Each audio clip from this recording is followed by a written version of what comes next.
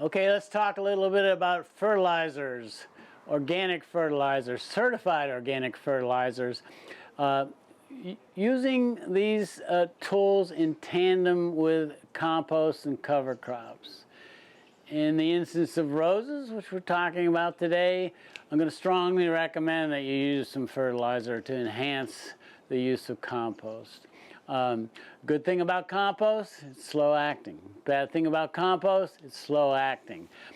Roses, other plants too, but roses have needs, have kind of ginormous needs and immediate needs right out of the chute at the beginning of the season as you get going, as you get growing.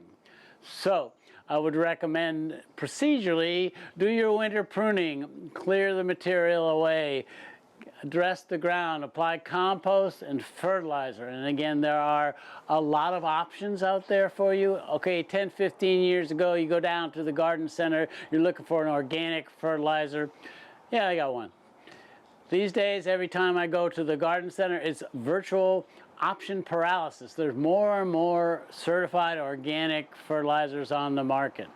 And they're all great. And I will say, frankly, they're all kind of 6 of one, half a dozen of the other, more rather than less. And so this is good. And the reason for this is not that the fertilizer manufacturers had some sort of an epiphany, we've got to go organic. No, it's because of you and me. We created the demand, and they just took a look around, look at the landscape as it were, and said, ka-ching, ka-ching, ka-ching. Okay, they're money grubbers, but it's a good thing. There is a plethora of organic fertilizers available to you. And if you start to look at them, you might want to look a little bit at cost and efficiency like that. They are not cheap. So again, using them in small amounts can really give your rose bushes a burst of growth. Let me cut to the quick here a little bit and talk about my kind of go-to trio. I use often a product called Sustain, which if I were banished to an island and I could only take one organic fertilizer with me, it would be Sustain. It is basically composted chicken and turkey litter. And it comes in a couple different formulations. This one here, as most of these products will have 3 numbers across the top of the bag box. And they are indicators of the percent of nitrogen, phosphorus, and potassium. The big three macro nutrients that plants need in the greatest amounts. Nitrogen gives rise to luxuriant, healthy leaf growth. Phosphorus is pretty complex in what it gives you. It gives you good initial root growth early in the season, early in the life of the rose bush in this instance, and it really has domain, as it were, over the flowering process, fruit set, and sugar development. And then the last number is for potassium. Potassium basically gives you cell strength, thickness, like that, and also enhances photosynthesis. So you'll see varying numbers represented. When you're talking about fertilizer for roses, I would recommend using a blended fertilizer like this that has at least 4 or 5% nitrogen or more. In this case, with 8% nitrogen, I usually put about 3/4 of a pound of this 8% nitrogen Sustain on each bush. Moving down the line, I have a rep here of one of 2 different boosters, as it were, in terms of fertilizer. One is kelp meal, as you see here with this box. I don't have it here, but another would be alfalfa meal. And they are not so much about the actual percentage of NPK. It's rather low, 1% nitrogen, 0.1% phosphorus, and 2% kelp here with the kelp. Alfalfa is 2% nitrogen, virtually no phosphorus, and 1% potassium. That's not unimportant, but the potency of both kelp meal and alfalfa meal is that they contain very powerful growth hormones, and particularly in the case of alfalfa meal, a substance called triacontanol, which is just really huge stimulant for root growth and really enhances photosynthesis. So this combination, maybe 3/4 pound of the 8% sustained fertilizer, 1/4 pound each of kelp meal and alfalfa meal, is a really good package to keep your plants, get your plants going and keep your plants growing. And with roses, it's about splits. And what do I mean by that? I mean, you split your fertilizer inputs over the course of spring into mid-late summer. Start off at planting in the dormant season or the beginning of the growing season with 1 round.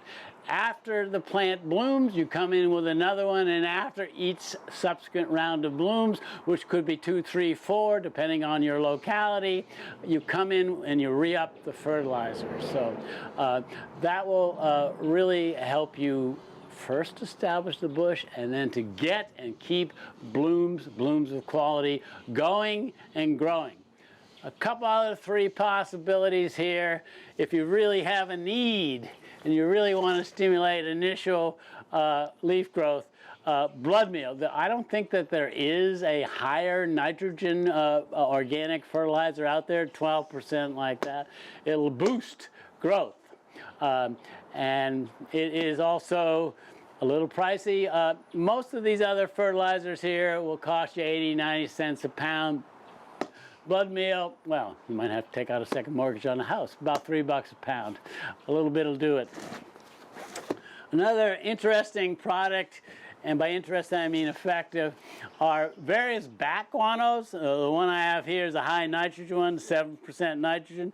You'll see on the labeling in the boxes and bags with bat guano, some are high nitrogen and some are high phosphorus. And that goes to, well, what kind of bat? The blood-sucking vampire bat types and the insectivorous bats are high nitrogen products. The high phosphorus bat guano comes from frugivorous, fruit-eating bats like that, so you've got choices there. Another possibility or set of possibilities with roses are you will have specific blends put together, as indicated here, rose and flower fertilizer. And usually these feature a moderate nitrogen regime, in this case 4%. This is Gardner and Bloom, which is a great product. These other boxes are down to earth, and as I mentioned at the outset, sustained. But this rose and flower fertilizer is 4% nitrogen, 6% phosphorus, and 2% potassium. The idea with flower fertilizers is you really want to emphasize the phosphorus, which, as I said, really promotes flower development. And I don't know that there's anything other than anecdotal information, but the word on the street, the word down the road, the word in the rose garden is that phosphorus and a fairly high phosphorus availability for your rose bushes increases the intensity, thus the beauty of the color of roses. So you've got possibilities out there. With flowers and vegetables, as long as your soil is reasonably fertilized, reasonably fertile, I should say, I don't see the need to use fertilizers per se. Compost and cover crops will get you there. With young fruit trees, you're 1, 2, maybe 3. A fertilizer boost is pretty important to kind of protect your investment. And with roses, it's a multiple times a year thing, year after year after year. And this goes to, roses are not that very extensive in their root expanse, and they're not very efficient. So you've got to kind of bring them along, force feed them a little bit. Cost you a little bit of money, some time and trouble, but the dividends are really positive. Let me just say another thing about when you look at a fertilizer, it doesn't matter if it's compost or these granular type meals like that, there's a general precept, which is the finer the particle size, the quicker and the greater the availability. So you'll see some things like, which I love, of course, the Sustain. It's actually in a formulated kibble size, and it's designed to be slow release. And if you look at blood meal or bat guano, they're just like dust. So the finer products will be more quickly dissolved in the soil water and taken up by plants. So it's something to think about. The same thing goes for compost. If you have a coarse compost, it'll be more slowly available. If you have a fine compost, more quickly available. And so you want to be able to activate the fertilizer you put on the soil, plants, etc. Doesn't matter, compost or these meal type powder products. And water activates dry fertilizer. So you will put them on, you scratch them in to the surface, and then you water to quickly dissolve them into the soil solution or soil water, and then they can be taken up, the nutrients can be taken up by plant roots into the plant, throughout the plant, to facilitate growth. Another thing to think about with fertilizer is, well, where do I put it? And the general precept, again, is you put fertilizer at and above the effective feeding root zone of the plant, cut to the quick. That means it's just surface applied and scratched into the soil, maybe 2, 3, 4 inches, but really on the surface, and then the nutrients can leach down over time into the effective feeding roots of the plant.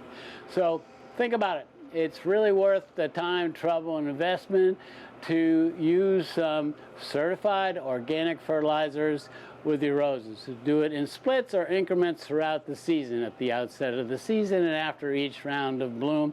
Again, this is in tandem with compost and mulch.